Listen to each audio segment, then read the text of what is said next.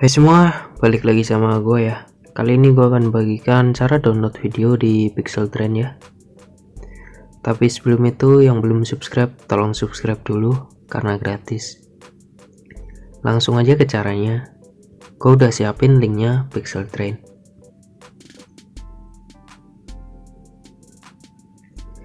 Jadi gue tinggal download aja.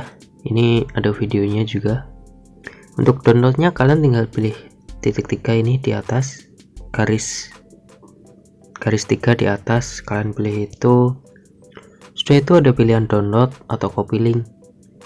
Copy link itu ya copy terus kalian tempelkan itu kembali ke link Pixel Trend tadi. Nah seperti itu. Kalau share ya kalian membagikan. Ini kan download, jadi kalian pilih download aja. Copy, download, share. Kalian pilih download kalau ingin download. Nah itu udah download. Nah ini ya, filenya sebesar 16,70 MB video itu.